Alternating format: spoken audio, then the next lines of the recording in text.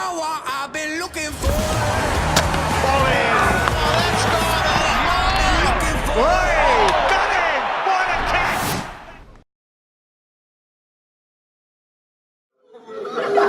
So let's start at the beginning, where we get named, 240 years ago.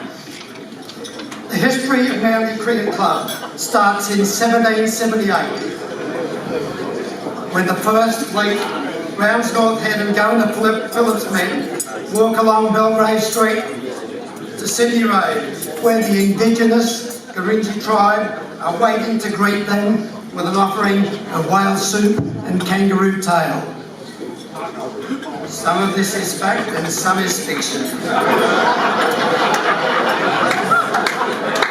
The Gurindji tribe are so excited to welcome their visitors that they do a lap in their honour and run around Manly Oval.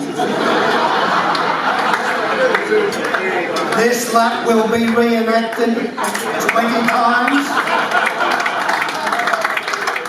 on Sundays, always in the dark.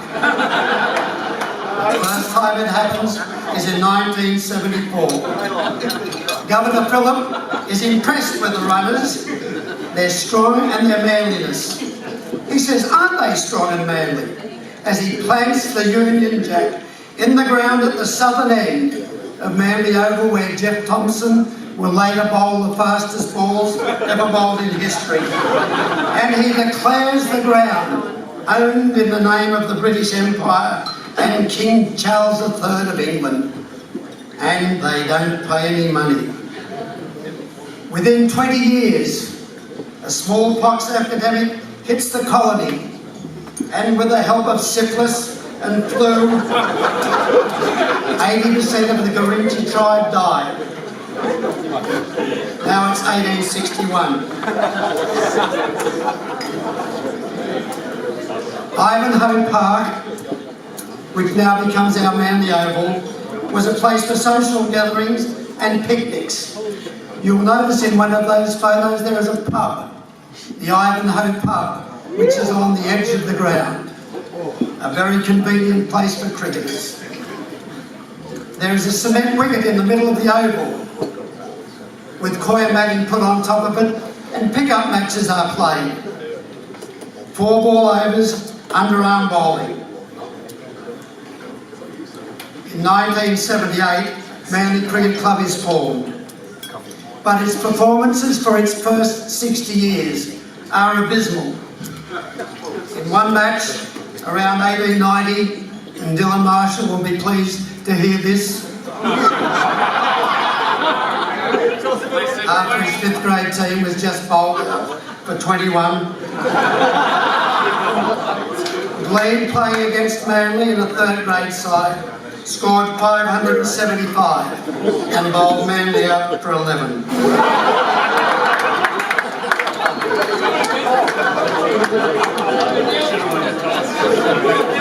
In 1892, Lord Sheffield brings an English side to Australia, which is captained by W.G. Grace.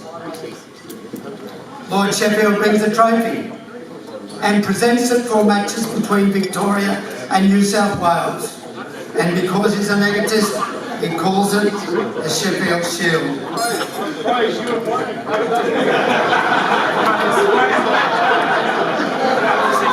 W.G. Grace is 42 years old at the end of his career, and he loves a pint. It is the one reason why Manly Oval was chosen for the English side to play against a district team in Sydney. The Oval is the only ground in Australia that has a resident pub. In 1905, Manly Warringah is admitted to 1st grade cricket for the first time, but the timing is a disaster, because up until then it has been illegal to surf on the beaches in Manly Warringah during daylight hours. Suddenly, in 1905, the laws changed, and cricket was competing with the surf for its numbers to play. In the time when Grace came to Manly, there were 4,000 people living in Manly only. So in 1905, most people are interested in the beach, few people are interested in cricket, and Manly has a distinct problem with transport because the only way of getting around Sydney is by ferry. If you go from Circular Quay to Manly, it is a 100-kilometre trip overland. It is not until 1924 that the Spit Bridge is built, and before that people would have to go by punt if they were coming from the other side to get to Manly. And then in 1932, the Sydney Harbour Bridge is completed. At that stage, Manly is in a position where it can participate in grade cricket at a competitive level. In 1912, George Lowe becomes our first cricketer of substance. But during the First World War, what looked like being an international career is cut down and he is injured. Nevertheless, in 1931, he is still playing grade cricket with a runner, and he scores 973 runs for the season 31, and that score is still in the record books. In his lifetime, George Lowe still manages to score 6,286 runs, and he, amongst all people in our club, is the most serious leader that we have ever produced. His young paid club coach from 1935 to 1955, when he is the doyen among cricket coaches in Australia. He coached 6 Green Shield Premiership teams. We only won 1 more after he finished. 2 first-grade Premiership sides and 2 Point of Grey sides. The George Lowe Medal was presented 3 years ago to honour George's contribution to the club and to the community. Since then, that trophy has been won first by Aidan Baker, then by Mickey Edwards, and then by Jordan Daly. And this year, Jordan got the Macquarie University Medal for his work that he has done in Cambodia. The George Lowe Medal is now a reflection of the fact that the club has a bleeding heart and a social conscience. In 1933, Don Bradman played on Manly Oval. Those of us who met Bruce Adrian are aware of the fact that he never forgot the fact that he had Don Bradman out first ball, stumped. There was a massive crowd on Manly Oval. Bruce Adrian threw the ball in the air, bowling his big legs. The ball fell short of Bradman's bat. He was stranded. The crowd went ooh ah, and the wicket-keeper let the ball go, either intentionally or otherwise. Bradman went on and scored 112 runs, and Bruce Adrian took 5 for 156 of 21 overs. Nonetheless, Bruce Adrian is one of the best and highest score makers in our club's history. Now, I have given these points on the basis of 1 run, 1 point, 1 wicket, 14 points. I'm not looking at the chart, but I guess it is there at the top. Would you believe it?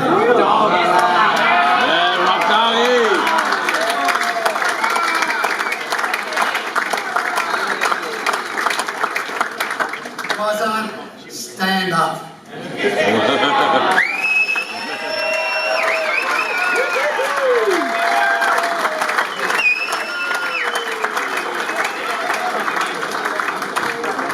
There he is. Listen to this.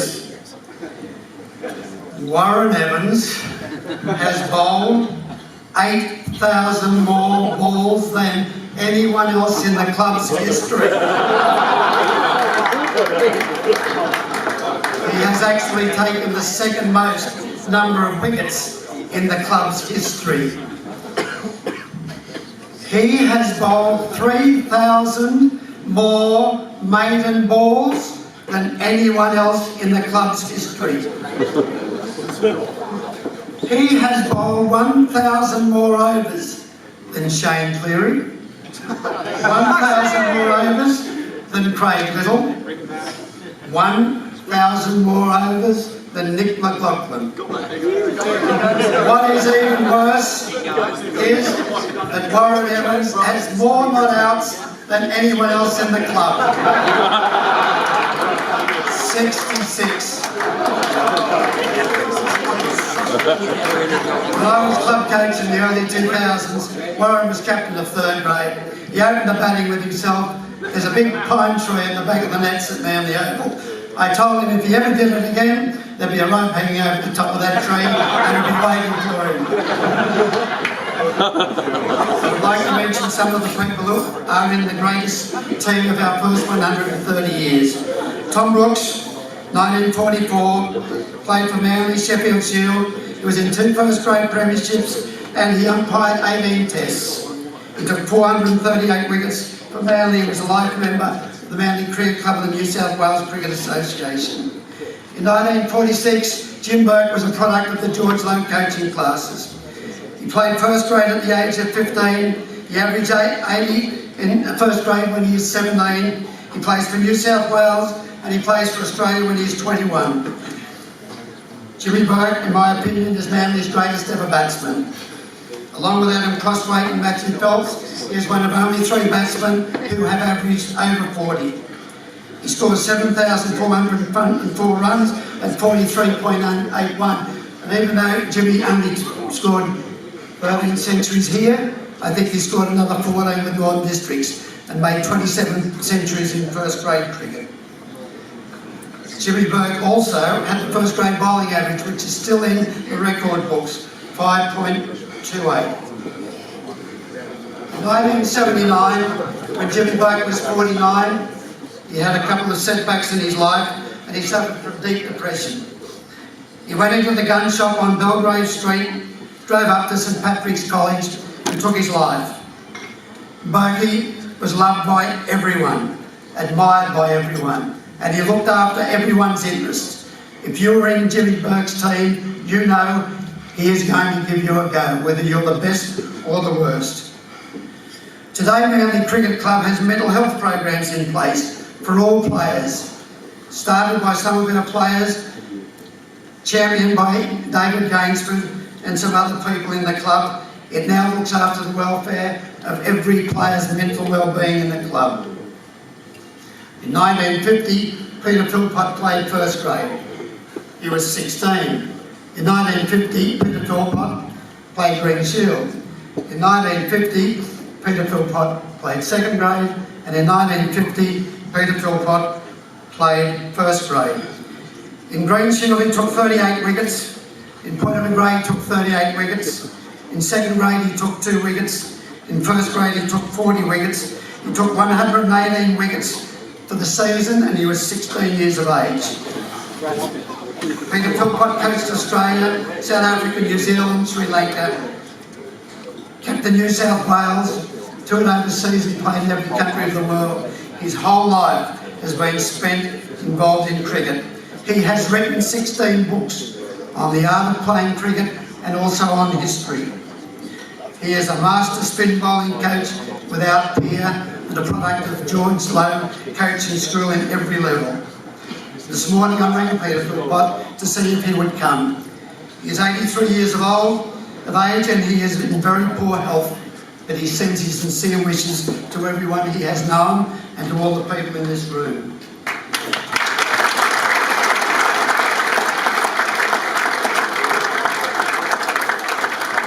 In 1958, Terry Lee joined Manly Cricket Club. Manly won the first grade premiership that year. Terry went from 4th grade to first grade. He was 18 years of age. In that season, he scored 921 runs. Terry went to the same school that I went to at Manly Boys High School at a time when there were only 4 schools in the area. Manly Boys High, Balgowlah High, St Paul's and St Augustine's. We played on uncovered wickets, 8 ball overs, no helmets.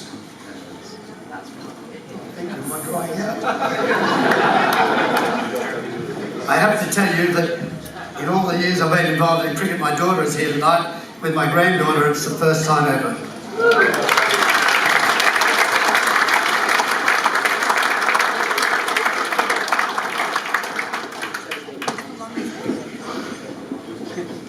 Well, I was in first year when Terry was in 5th year at high school, and obviously he's one of my heroes.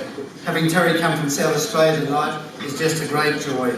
Terry received an OAM for service to the wine industry, not for drinking it, but for research and development. And he spent part of his life working in America, where he was the #1 advisor to one of the biggest wine companies in the world. Terry is an extraordinary human being. He's also in our best team of the first 130 years. He scored 7,500 runs for the club. He's included in the most centuries at 15. He was one of the greatest slips catchers we've ever had, including 200 slips catches. And he played first-class cricket for New South Wales. His sister Helen has already been mentioned. Helen played for Australia, did not play for Manly, because at that time we did not have women's cricket sides. Where am I at, Sam? I'm at Manly Oval. There's no Saturday morning cricket. So before the game started at 1 o'clock, all the juniors in the district who wanted to play cricket came down to Manly Oval, used the practice nets while the wickets were being rolled for the game that would start at 1 p.m. There is also a picture of Brookvale Oval. Brookvale Oval was the home ground for Manly for quite a long time. You can see a team there training in the nets, and any of you who ever went to the Brookvale show will know that that was what it looked like sometime in April when the trot track was being used. In 1957-58, Manly won the first grade competition with Berkey and Terry Lee and Peter Philpott. And then the England side toured Australia again. And because Manly were the Sydney Premiers, England under PBH May played against Manly at Brookvale Oval. Keith Miller was captain of Manly, May was captain of England. 2 local juniors were given a game. I was one of them. I was 14 at the time. All I remember about the game is I did get a bat. Keith Miller bowled me a bouncer, and I saw him the pants.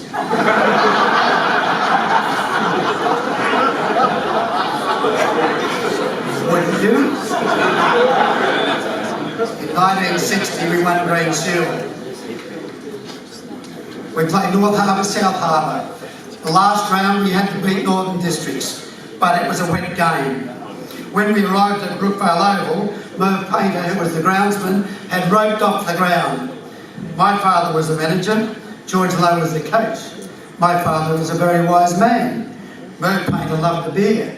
My father gave him a slap. Merv Painter went out and marked out the wicket. The Northern Districts side had a lifetime friend of mine, Mark Hope, who was at my table. He was captain of the Northern District side and obligingly got a pair of golden ducks. Manly won the game outright, but I want to introduce you to someone whose performance that day was quite extraordinary and is here tonight. Gareth Blades, please stand up.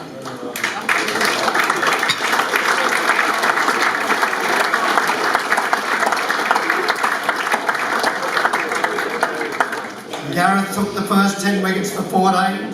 He got a duck as well. The second innings, Gareth got the first 8 wickets that fell. In the game, he took 18 wickets for 58. He made the front page of the newspapers, in the Telegraph and the Herald. Gareth, in that same season, within a couple of rounds of that, took 10 for 27 in 4th grade. An extraordinary performance. In 1974, have I gone too far?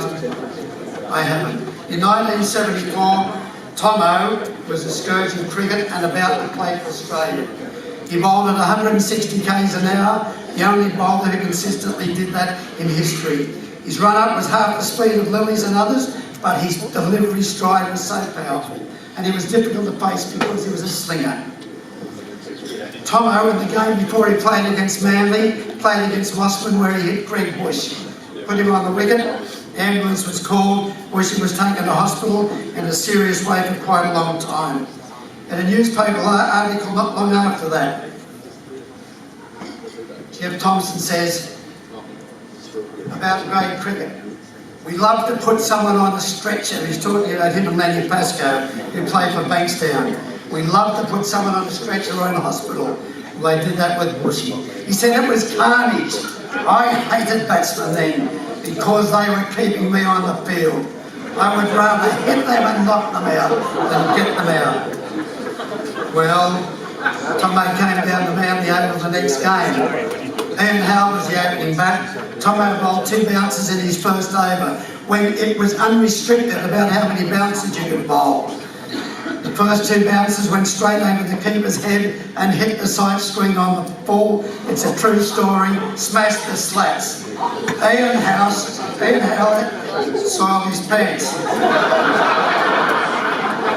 The next ball, he was hit on the pads. The bench downside went up.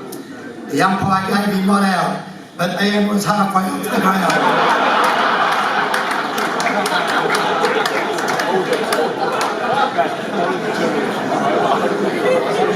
Don't be ridiculous, he said. Of course I'm out.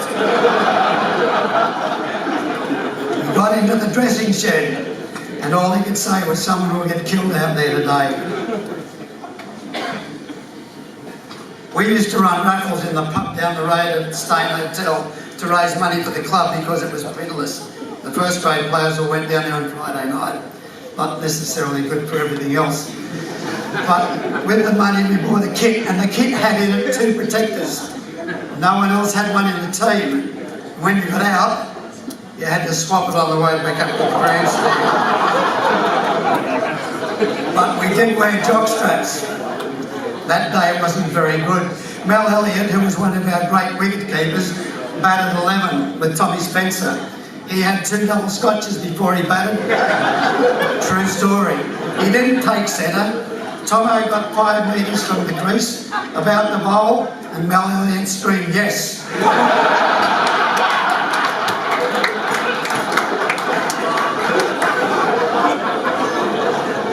It's a true story that Tommy Spencer was here to answer it. Tommy didn't know what was going on, but he was up the other end. It says of Jeff Thompson that he took 0.438 seconds to get from one end to the other. In that season, we won first grade, and the first midnight lap was run by this bloke here. Go back and show them that one. Sammy! I want to show you this because 4 of Roundy's greats are in that. Terry leaves it slip. He's a bowler. Mel Elliott's the wicket keeper, and Tommy Brooks is the umpire. Please go to the next shot, because this is important. And you blokes over there who've come down here and think things about me that aren't true, I want to tell you this. I didn't start the reenactment of the 1778 first lap. Ian Howell and Stephen Bernard as the bowler, bowled for New South Wales, was the Australian manager for a decade in Shane Ward and Steve Ward's time. Those two thought about 10 o'clock on the Sunday night, what a fantastic game it was.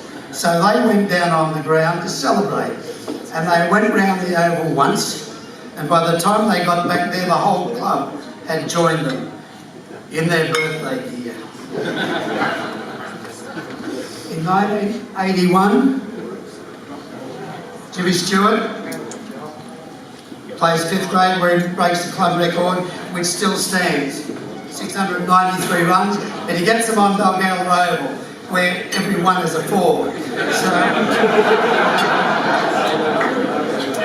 what Jimmy did that year was we were up against it, and Jimmy looked after that team of juniors, and then he was 8 years as club president.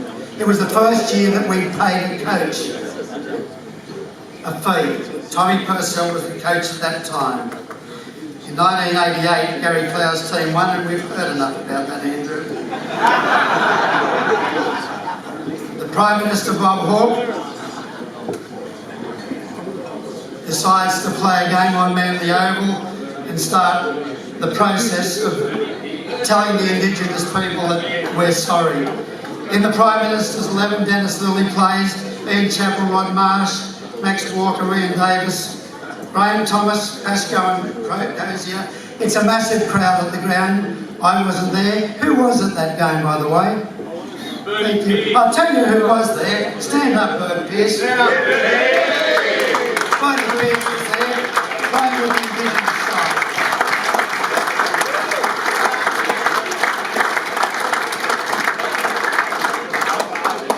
So was Graham Thomas, who's one of the greatest cricketers, one of the greatest stroke makers we've ever had. Graham, as you know, is here tonight. He tells me he's 80.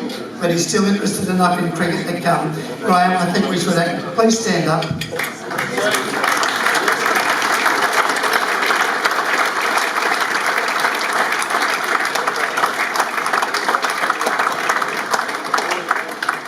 Graham only played a couple of years with Manly at the end of his career, but I'm sure you have all played on Graham Thomas Oval at Bankstown, which was named in his honour for the incredible performances that he made in their name.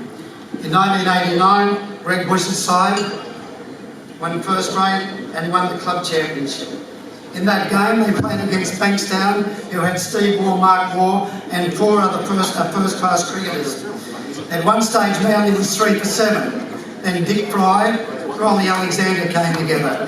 They held the team together till 4 for 120, and then the rains came. It rained for 2 days. When the Bankstown side went home at about 3 o'clock on the Sunday, Greg Bush's team started celebrating, and at midnight on that Sunday night, they all went down onto the oval and did a lap of honour. In 1992, Simon Couch is captain of our only other successful Green Shield side. Here, Simon.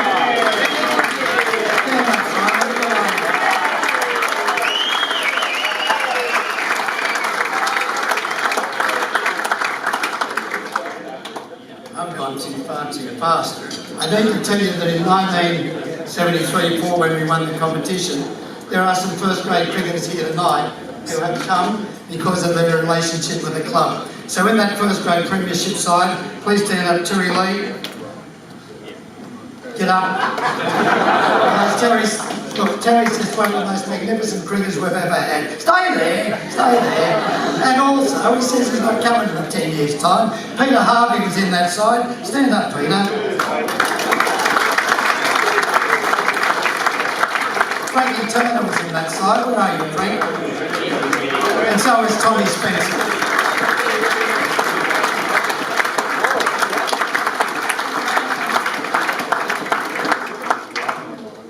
In the team that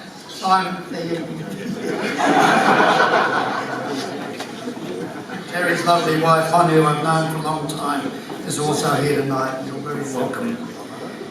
In Simon Couch's side that's victorious, the club coach is Mark Hope. Mark Hope is here tonight, same age as me. You're on, stand up.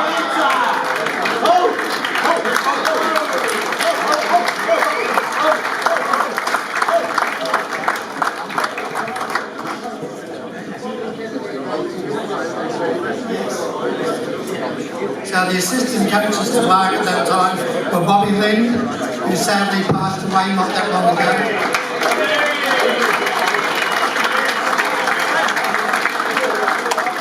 And Bobby Kennedy. That side went to competition with 9 outsiders.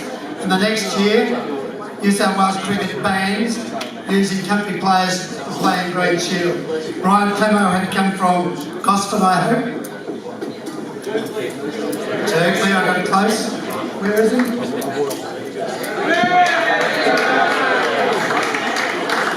Where's Brian Clemo? No, he's got his own there. There he is. Hello, Brian. Brian Clemo has the highest individual score in the history of Manly Arena District Cricket Club, 287 on air.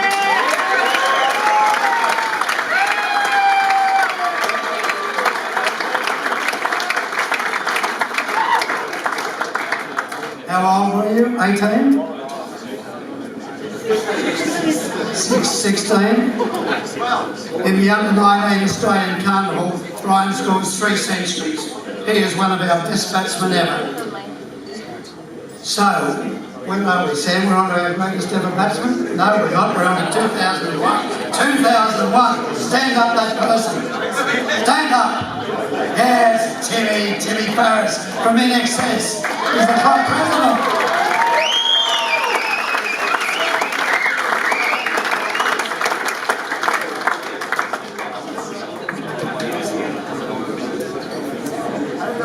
Bobby Brenner, who has been my guardian angel for the last 20 odd years, has provided me with a lot of the information for tonight.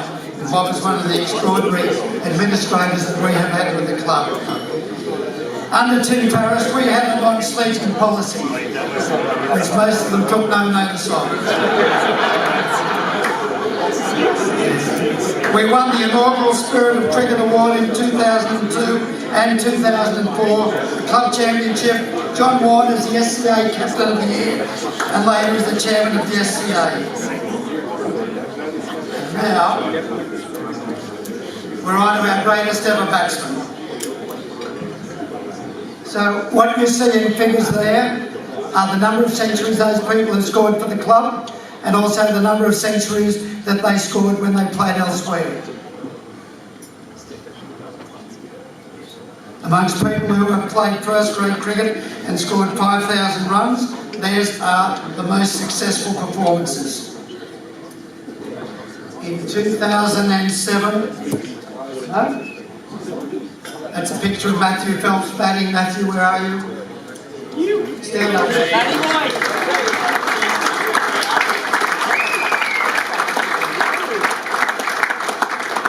Matthew's one of the finest batsmen I've ever seen.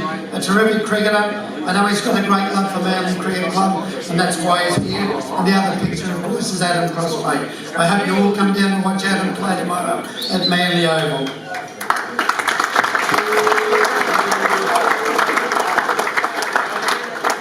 2007, Doug McGrath starts the academy. A junior development program with boys playing in a men's competition in the afternoon. Those 12 boys who are on that team. Can we go back to that slide, Sam? I'm nearly finished, by the way, thank you. Sam Weber, Kevin Nash, Taylor Beattie, Dylan Marshall, Ryan Farrell, Daniel McKenna, Reece Hodge, Jared Rawlings, Jesse Moffat, Jordan Daly, all play grade cricket, unheard of in one group of people. All mentored by Doug McGrath and all prepared to be able to play in men's cricket. 6 of them play first grade, some of them have been very successful. Taylor Beattie and Javed Bajari have joined the medical profession this year in their first year as doctors.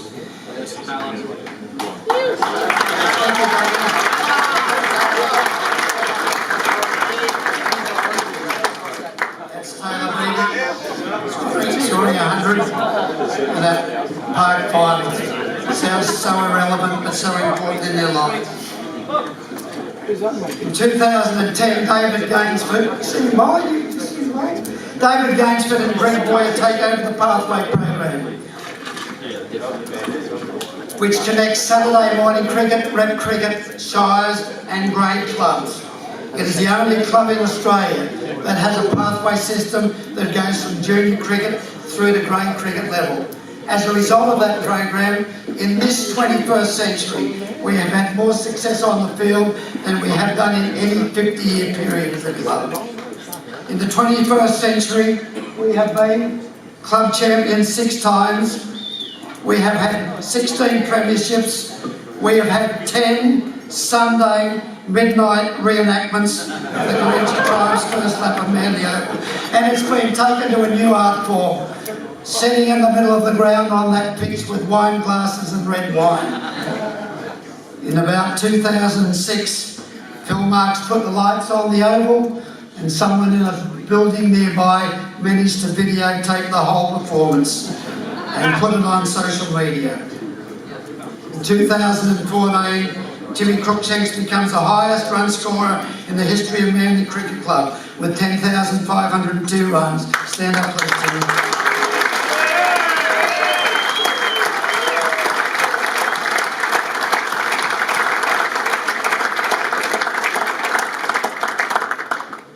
In 2006, Timmy Cruikshanks and Cameron Merchant put on 301, a record partnership against Sydney University, and then Eddie Cowan went out and they passed our score. Timmy is one of 5 successful first grade captains. In the premiership side that they won against Bankstown at North Sydney Oval, the game was in the balance and it was a nerve-wracking 3 days. And then in the trenches, Jimmy Munting and Jack Ritchie dug in, and run by run they gouged back the opposition score. On that Sunday night, there was a lot of merriment on Manly Oval because everyone that had played cricket with the club turned up. In the more recent years, the most significant players at Manly Cricket Club have been Phil Marks and Sean Bradstreet. I'll have to go back to that. I want to go too far. Sorry, Sammy. Go back.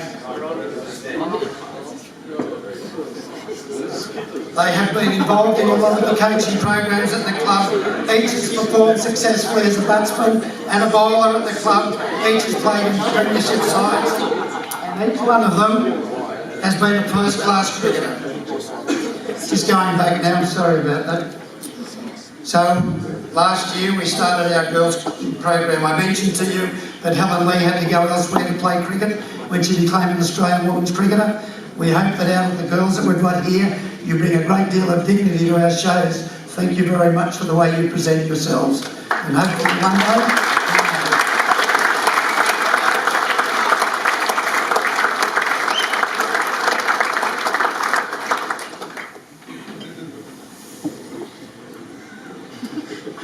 so Manly Cricket Club has a bleeding heart now and has a social welfare program.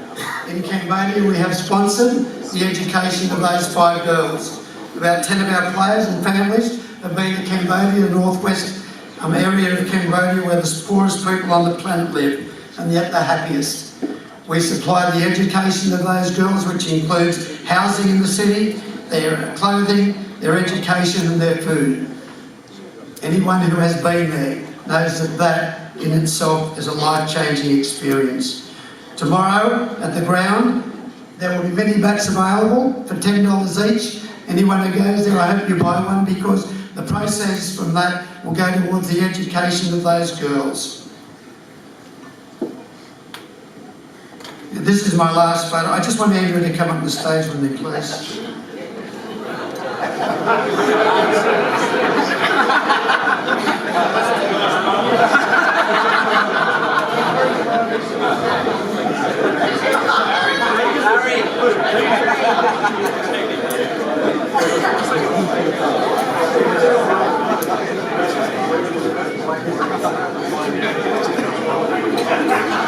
Okay, so the reason why Andrew is up here is this.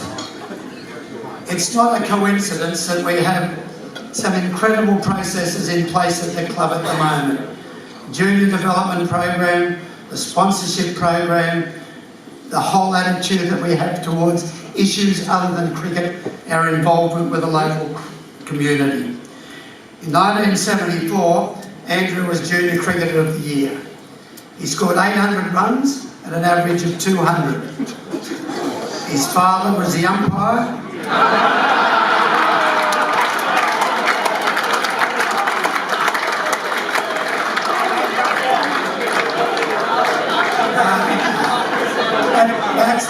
That's unfair. Don Fraser would be at square leg when Andrew was bowled and he would call no ball. In 1975 he was also Junior Player of the Year. Then he captained a Causey Shield that Phil Blake was in, and some other people, I believe, who are in this room, that won a premiership. We didn't win many of those premierships.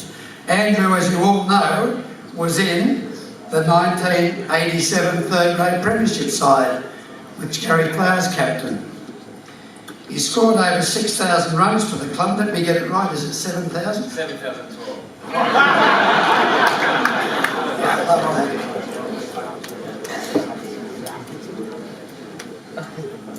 He's been on the committee for 30 years. He's been president of the club for 15. He was the executive producer of the movie called Lion. Andrew has basically taken Manly from rags to riches in terms of where we are at financially. He's been around while we've won the last 6 club championships, and he has been the driving force behind just about everything that has happened in this club. In that photo, sorry, go back, thank you. In that photo, I just want to prove to the Edwards boys that we can grow hair.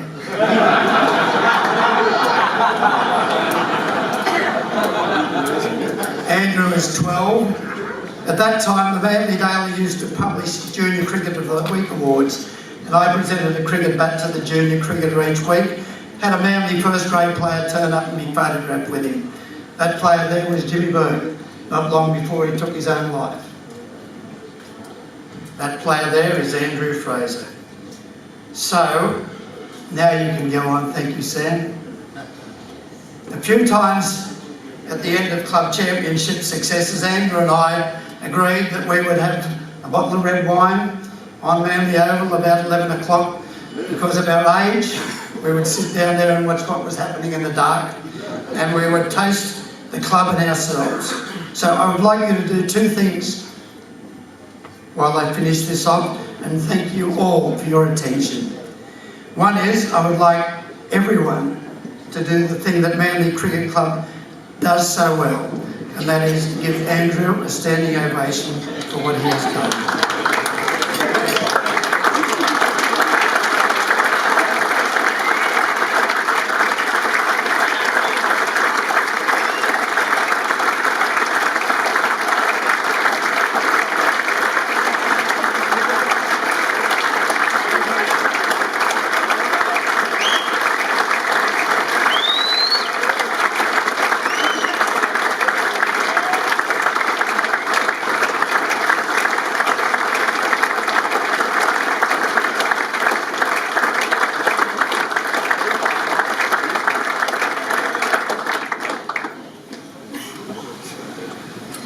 And now you can stand up again while we toast the Manly we're in the district cricket club.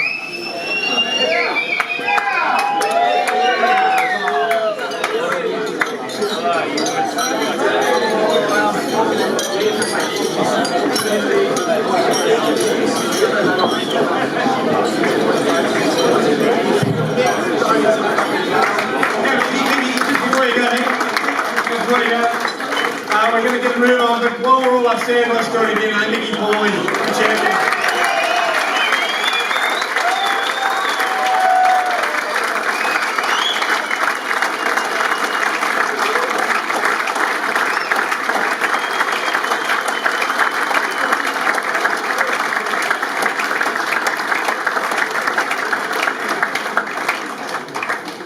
In the words of Jeff Fennick, I love yous all. Thank you very much.